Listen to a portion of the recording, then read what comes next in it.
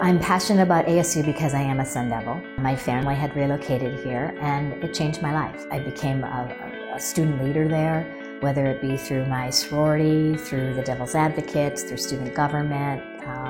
But again, that's, I think, really where my passion for recruiting came into play, because Devil's Advocates is the group that gives the student the tours. And then as a graduate student, I recruited the top scholars and the leadership scholars to come to Arizona State University.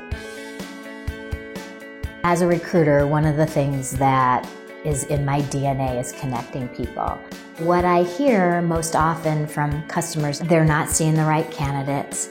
They don't really understand what that competitive landscape is, and they don't have the budgets that they used to have. And so we address each of those issues and then together put that strategy together. In our model, trust is probably the most important thing. If they don't trust us that we're spending their dollars wisely or that we're going down and following the exact strategy, we don't have a relationship at all.